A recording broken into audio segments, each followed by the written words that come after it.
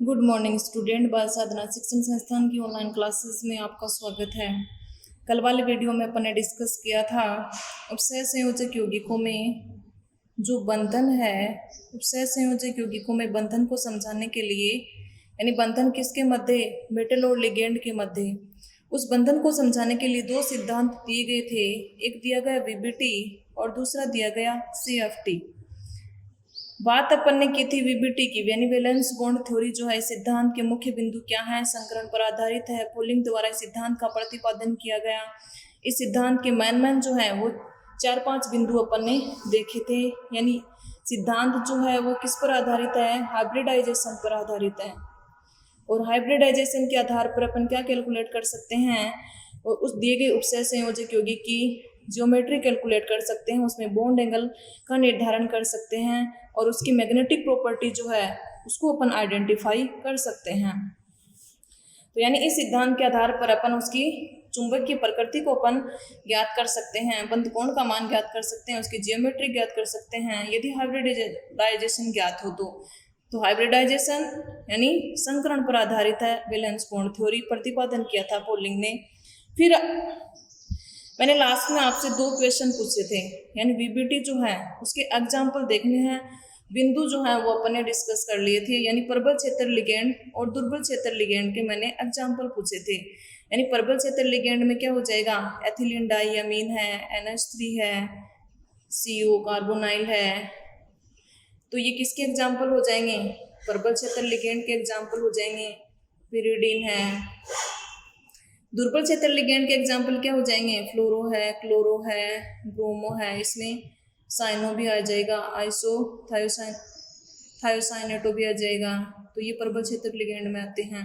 फ्लोरो, chloro, bromo, आइडो है, hydroxo है, ऑक्जिलेटो है, ये सारे किस में आते हैं, दुर्बल क्षेत्र लिगेंड के एग्जाम्पल में आते हैं। तो इतना सारा अपन ने डिस्कस किया था कल वाले वीडियो में। आज अपन इसके जो एग्जाम्पल यानी 3-4 एग्जाम्पल बताए थे जो कि आपके सिलेबस में हैं, उनके IUPAC नाम मैंने आपको बताए थे कि ये जो है वो आपके सिलेबस में है, उनमें अपन निकालेंगे हाइब्रिडाइजेशन। यानी इस तरह का कोई भी उपसय संयोजक यौगिक दिया हुआ हो, आपको कंपटीशन एग्जाम में क्वेश्चन हो सकता है, तो हो सकता है कि आपके सिलेबस के अकॉर्डिंग वहाँ ना हो, कि कोई भी एग्जाम्पल बना के कोई भी उपसय संयोजक यौगिक का दे दिया जाए, तो ध्यान आपको कैसे निकालते हैं वो होना चाहिए। बाकी एग्जाम्पल कोई भी दिया हुआ उससे कोई फर्क नहीं पड़ता। देखिए अपन बात करते हैं, यानी एक एग्जाम्पल अपन ने देखा था, ये टेट्राक्लोरो निकलेट सेकेंड,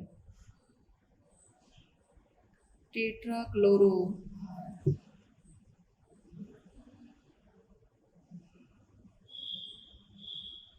निकलेट सेकेंड हो जाएगा।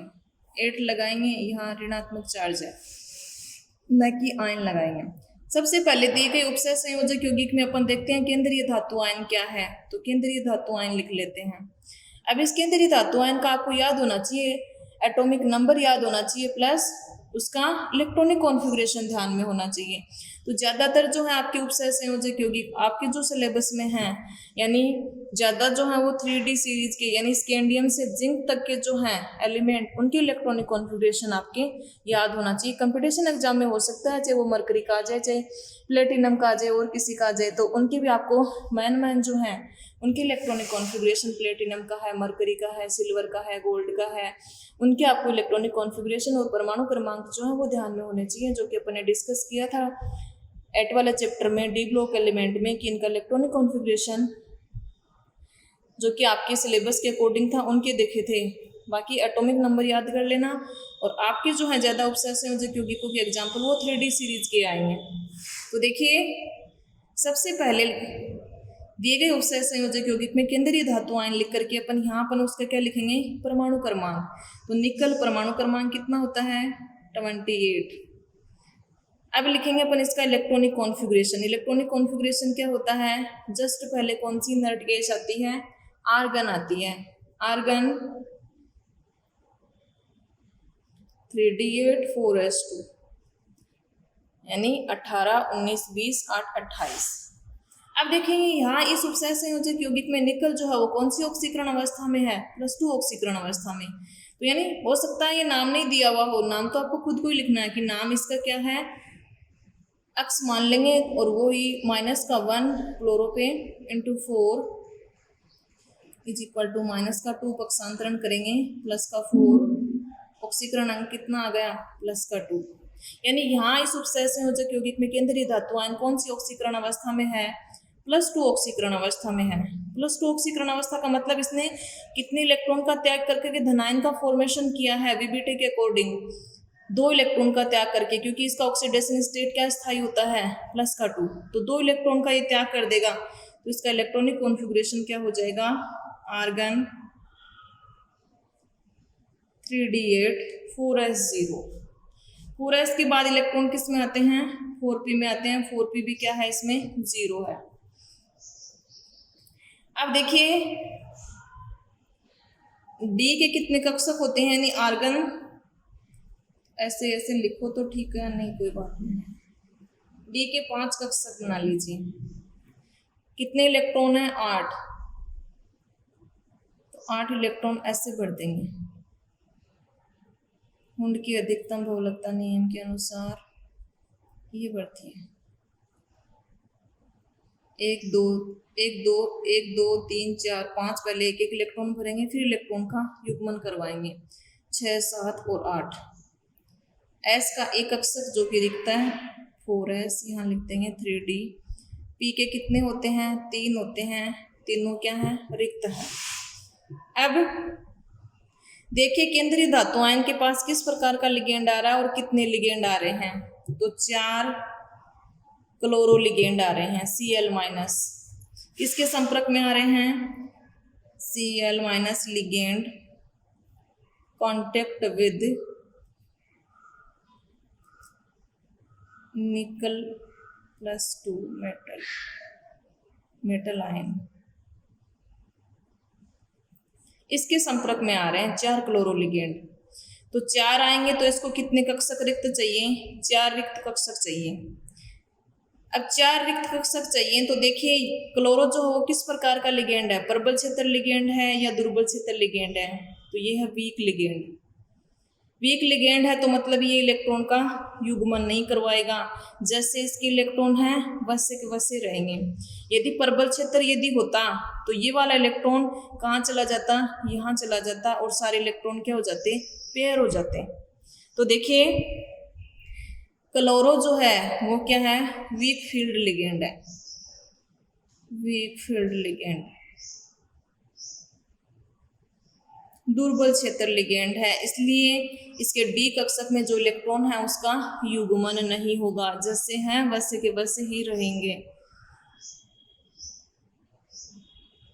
जैसे आप हो, एक दिन क्वेश्चन का आंसर दे देते हो, दूसरे दिन देते नहीं हो, जैसे हो वैसे के वैसे ही रहोगे। चार्ज नहीं आने दोगे, चार्ज आने दोगे तो कुछ बन जाओगे। कुछ हैं जो रेगुलर देते हैं, बाकियों को कोई मतलब नहीं है। तो देखिए 4 आएंगे संपर्क में, कितने रिक्त कक्षक चाहिए, 4 चाहिए। तब यहाँ तो रिक्त है नहीं, एक S हो गया और 3 P हो गए। तो क्लोरो जो है 4 क्लोराइड आयन संपर्क में जब आएंगे तो उस स्थिति में लोन पेयर के इलेक्ट्रॉन देंगे, बॉन्ड का निर्माण कर लेंगे, उपसय संयोजक बॉन्ड का फॉर्मेशन हो जाएगा। तो देखिए यहाँ कौन कौन से रिक्त कक्षक जो हैं वो बंध बनाने की प्रक्रिया में भाग ले रहे हैं, एक S है और 3 क्या है, P है। तो संकरण का प्रकार यहाँ D कक्षक जो है वो संकरण की प्रक्रिया में यानी बंध बनाने की प्रक्रिया में भाग नहीं ले रहा है, तो संकरण का प्रकार कौन सा हो जाएगा, sp3 हाइब्रिडाइजेशन।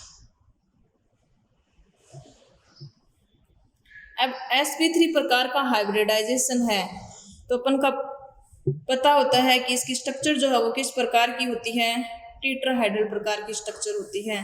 तो इसकी स्ट्रक्चर अपन क्या बना देंगे कि केंद्रीय धातु आयन निकल, उसके साथ 4 Cl जो हैं वो इस तरह से जुड़े हुए हैं, तो ये बन जाएंगी इसकी टेट्राहाइड्रल स्ट्रक्चर। ये ब्रैकेट लगा देंगे, चार्ज कितना है 2- और तो ये तो हो गई इसकी स्ट्रक्चर। हाइब्रिडाइजेशन sp3 हो ही गया। स्ट्रक्चर या जियोमेट्री की बात करें तो टेट्राहाइड्रल। बात करें बॉन्ड एंगल की तो बॉन्ड एंगल टेट्राहाइड्रल जब होता है तो कितना होता है 109 डिग्री 28 मिनट। बात करते हैं मैग्नेटिक प्रॉपर्टी की। मैग्नेटिक प्रॉपर्टी जो है यानी यहाँ अपन देखेंगे कि इसके जो कक्षक हैं उस सारे कक्षकों में सारे इलेक्ट्रॉन पेयर्ड हैं या नहीं हैं। तो यदि पेयर्ड हैं तो उस स्थिति में क्या होगा, यदि इलेक्ट्रॉन पेयर्ड हैं तो प्रकृति क्या होगी, प्रतिचुंबकीय, और यदि अनपेयर्ड हैं तो क्या होगी, अनुचुंबकीय। तो ये दो इलेक्ट्रॉन क्या हैं, अनपेयर्ड हैं, युग्मित नहीं है, तो प्रकृति क्या हो जाएगी इसकी, यानी मैग्नेटिक प्रॉपर्टी की यदि बात करें प्रकृति हो जाएगी अनुचुंबकीय। तो ये 3-4 चीजें जो हैं वो निर्धारित करनी है। पहले हाइब्रिडाइजेशन, हाइब्रिडाइजेशन से निकाल लेंगे स्ट्रक्चर, स्ट्रक्चर से निकाल लेंगे बॉन्ड एंगल, फिर कक्षक देख करके इलेक्ट्रॉन युग्मित है या अयुग्मित, तो उसके द्वारा अपन क्या बात कर लेंगे, अनुचुंबकीय और प्रतिचुंबकीय प्रकृति। और यदि हाई क्लासेज में जाओगे तो यहाँ पर चुंबकीय आघूर्ण का मान भी पूछ लिया जाता है।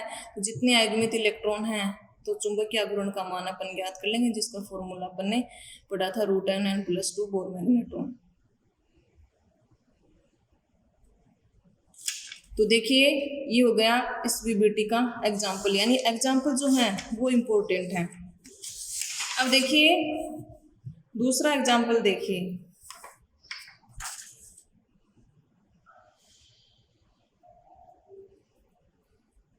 दूसरा जो एग्जाम्पल है वो है NiCN4 2- नाम क्या हो जाएगा, टेट्रासाइनो निकलेट सेकेंड हो जाएगा। यहाँ भी इसका ऑक्सीडेशन स्टेट प्लस का 2 है इस वाले एग्जाम्पल में भी। देखिए केंद्रीय धातुआयन, केंद्रीय धातुआयन निकल है, एटॉमिक नंबर 28, तो वो ही आर्गन 3d8 4s2। डी के कितने कक्षक, लेकिन पहले अपन इसका ऑक्सीकरण अंक के अनुसार क्या लिखेंगे, इलेक्ट्रॉनिक कॉन्फ़िगरेशन लिखेंगे। यहाँ ऑक्सीकरण अंक कितना है प्लस का 2, तो आर्गन क्या हो जाएगा 3d8 4s0 +2, मतलब 2 इलेक्ट्रॉन कम है। अब अपन बनाएंगे इसके कक्षक डी के 5, 1 2 3 4 5, 8 इलेक्ट्रॉन भरने हैं, 4s और 4p क्या है, रिक्त है। अब देखिए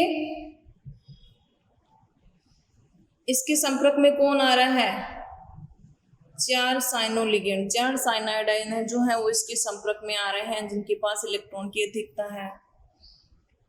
साइनो जो है वो किस प्रकार का लिगेंड है, ये है प्रबल क्षेत्र लिगेंड, स्ट्रॉन्ग फील्ड लिगेंड। प्रबल क्षेत्र लिगेंड होने के कारण ये क्या कर देगा, इसके जो कक्षकों में इलेक्ट्रॉन है उसका क्या करवा देगा, पेयरिंग करवा देगा, युग्मन करवा देगा।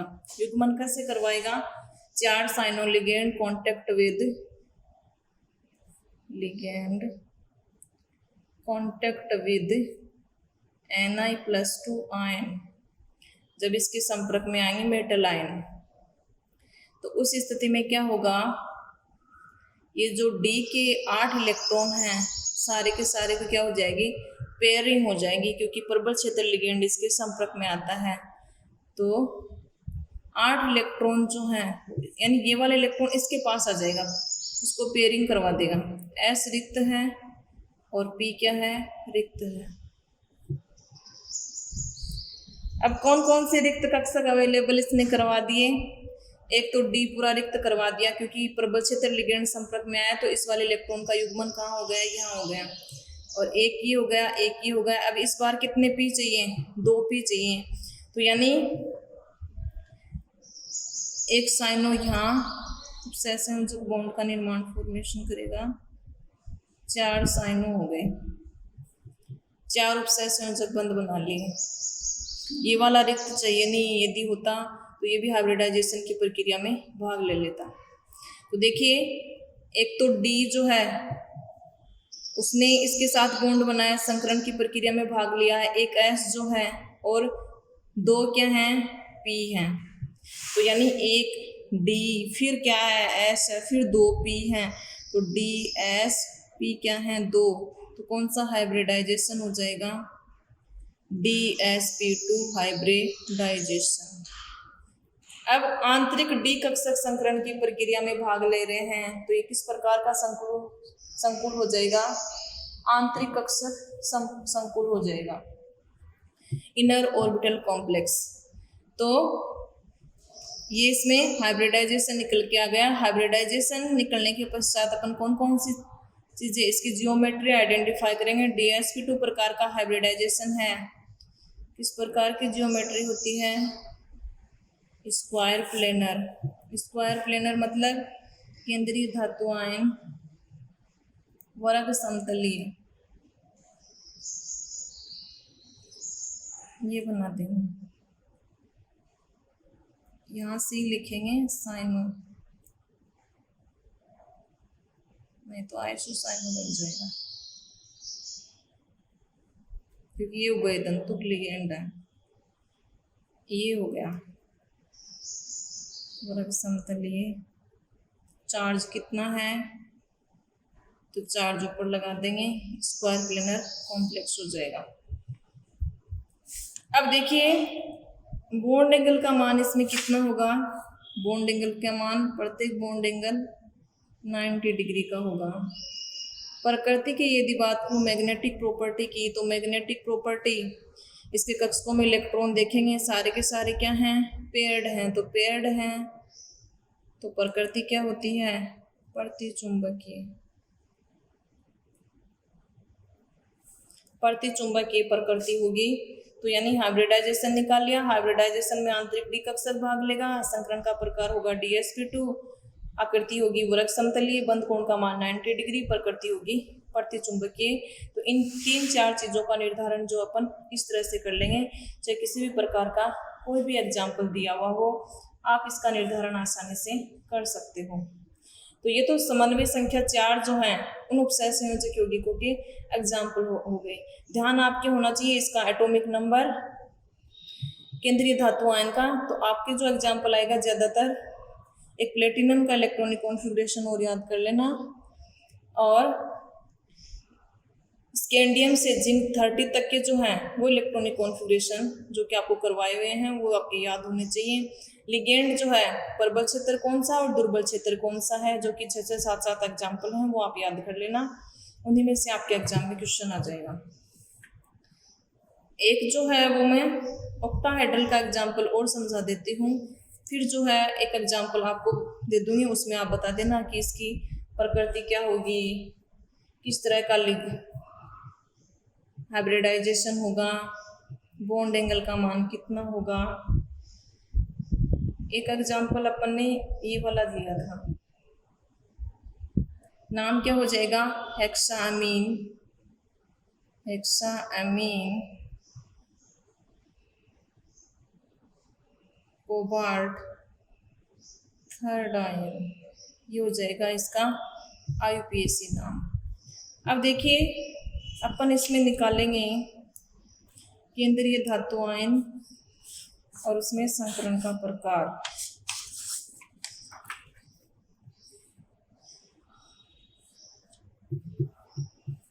तो देखिए CONH3 में केंद्रीय धातु आयन क्या है, कोबाल्ट। परमाणु क्रमांक कितना होता है, 27। क्या लिखेंगे, आर्गन 3D7 4s2। अब देखिए यहाँ कोबाल्ट कौन सी ऑक्सीडेशन स्टेट में है, +3 ऑक्सीडेशन स्टेट में है, क्योंकि अपन ने नाम में भी लिखा है। +3 ऑक्सीकरण अवस्था में क्या हो जाएगा, आर्गन 2 और 1 3, 3D6 हो जाएगा और 4s 0 हो जाएगा, 4p भी क्या है, 0 है।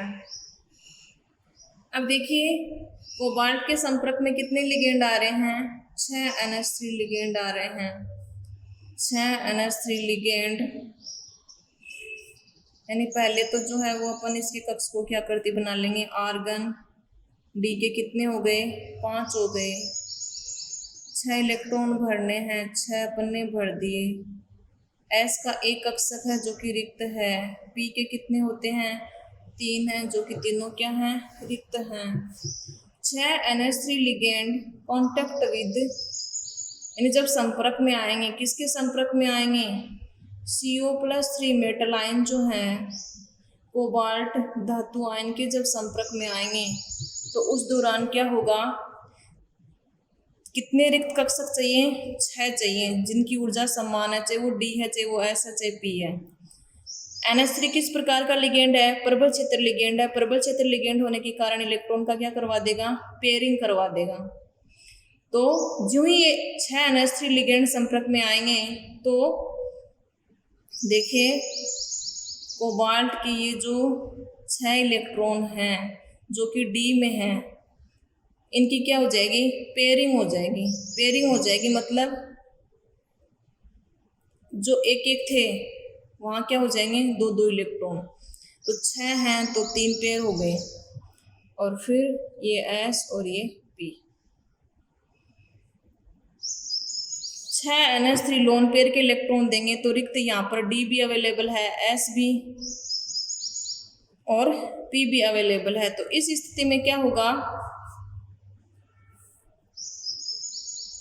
ये 2D NH3 लोन पेयर के इलेक्ट्रॉन देगा, दूसरा NH3, ये तीसरा। प्रत्येक लिगेंड को चाहिए एक रिक्त कक्षक, 4, 5 और ये 6।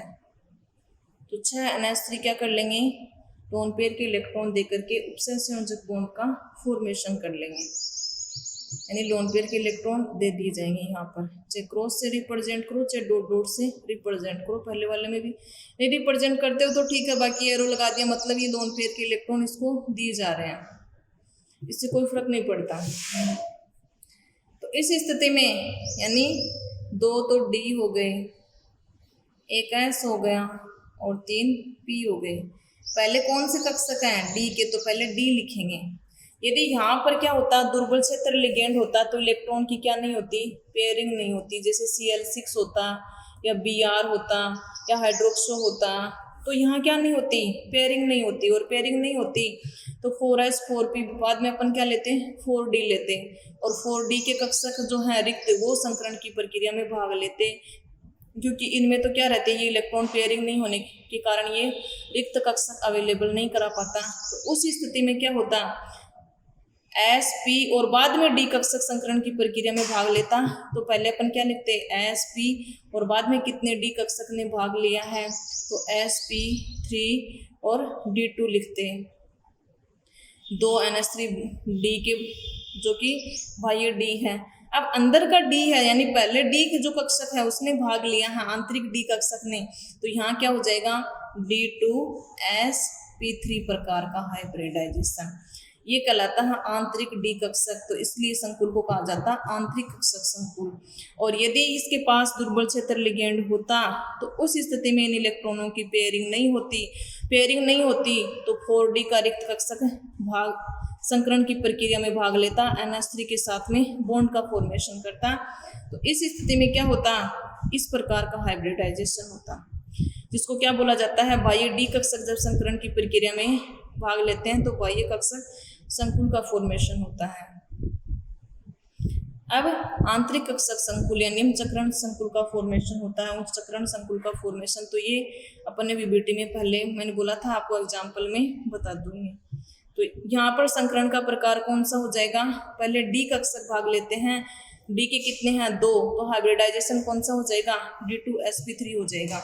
अब D2sp3 प्रकार का जब हाइब्रिडाइजेशन होता है तो आकृति किस प्रकार की होती है, ऑक्टाहाइड्रल होती है। ऑक्टाहाइड्रल यानी अष्टफलकी होती है। अष्टफलक की आकृति में यानी केंद्रीय धातु आयन, उसके साथ 4 NH3, तो इस तरह से एक वृक्ष समतल में जुड़े हुए हैं।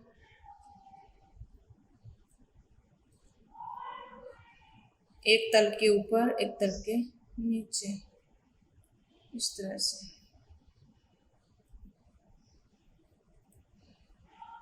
ये बन जाएगी इसकी ऑक्टाहेड्रल ज्योमेट्री। जितना चार्ज है ये अपन ऊपर लिखते हैं। ये हो जाएगी इसकी ज्यामिति अष्टफलकीय। बॉन्ड एंगल कितना हो जाएगा, 90 डिग्री हो जाएगा। यानी ये लिगेंड पर्दे के साथ 90 डिग्री, नीचे वाला 90 डिग्री और इनके मध्य 90 डिग्री। यदि इसका इसके साथ करें तो 180 डिग्री होगा, ऊपर वाले का और नीचे वाले का। प्रकृति की यदि बात करूं, सारे के सारे इलेक्ट्रॉन क्या हैं, पेयर्ड हैं। पेयर्ड हैं तो प्रकृति क्या होगी, प्रतिचुंबकीय होगी। और प्रकृति हो गई, बॉन्ड एंगल हो गया, स्ट्रक्चर हो गई, हाइब्रिडाइजेशन हो गया। और कौन सा संकुल बनेगा, आंतरिक कक्षक संकुल। क्योंकि कौन से डी कक्षक भाग लेते हैं, आंतरिक डी कक्षक संकरण की प्रक्रिया में भाग लेते हैं। इम्पोर्टेंट है टॉपिक, कंपटीशन एग्जाम में भी हाइब्रिडाइजेशन पूछ लिया जाता है। ज़्यादा इम्पोर्टेंट है NiCl4 माइनस NiCN4। ध्यान आपको ये रखना है कहाँ प्रबल क्षेत्र लिगेंड है और कहाँ दुर्बल क्षेत्र लिगेंड है। यानी क्वेश्चन पूछा जाता है, दोनों में केंद्रीय धातु +2 ऑक्सीकरण अवस्था में है, लेकिन एक की प्रकृति यानी इनकी चुंबकीय प्रकृति जो है वो डिफरेंट होती है कि अनुचुंबकीय, प्रतिचुंबकीय, या ये प्रतिचुंबकीय होता है, या अनुचुंबकीय क्यों होता है। तो इसका एक्सप्लेनेशन जो है अपन इसकी सहायता से करेंगे कि ये प्रतिचुंबकीय होता है या अनुचुंबकीय क्यों होता है। यहाँ से शो करेंगे कि इसमें पेयर्ड इलेक्ट्रॉन है, इसमें अनपेयर्ड इलेक्ट्रॉन है। तो अपन किसी भी तरीके से कोई भी क्वेश्चन पूछा जाए, चाहे चुंबकीय प्रकृति से पूछा जाए, चुंबकीय आघूर्ण तो इसका आपके सिलेबस में है नहीं, जो कि आप हायर क्लासेस में पढ़ोगे। यानी हायर क्लासेस में तो चुंबकीय आघूर्ण का पूछ लिया जाता है, इसका चुंबकीय आघूर्ण 0 होता है, इसका इतना होता है, जबकि केंद्रीय धातु +2 ऑक्सीकरण अवस्था में है। तो देखिए, या आपसे पूछ लिया जाएगा इसकी आकृति वर्ग समतलीय क्यों होती है, जबकि समन्वय संख्या दोनों की 4 है। किसी भी तरीके से कोई भी क्वेश्चन पूछ लिया जाए, आंसर आपको इसी तरीके से देना है। आपको जो सोल्व करना है खुद को, एग्जाम्पल COF6 हेक्साफ्लोरो कोबाल्टेट थर्ड जो है, फोर्थ वाला जो एग्जाम्पल जो है वो आपको खुद को सोल्व करना है। तरीका वही रहेगा, आप देखना है आपको इसकी यानी स्ट्रक्चर जियोमेट्री क्या होती है, हाइब्रिडाइजेशन इसमें कौन सा आएगा, बॉन्ड एंगल का मान क्या होगा और मैग्नेटिक प्रॉपर्टी क्या होगी। तो ये आपको खुद को सोल्व करना है। बाकी और कोई कोऑर्डिनेशन कंपाउंड यदि दे रखे हैं, समन्वय संख्या 4 वाले और 6 वाले कैलकुलेट करके देख लेना। ध्यान रखना प्रबल क्षेत्र लिगेंड और दुर्बल क्षेत्र लिगेंड का। बाकी आज के वीडियो में इतना ही। CFT जो है वो अपन डिस्कस करेंगे नेक्स्ट वाले वीडियो में। Thank you.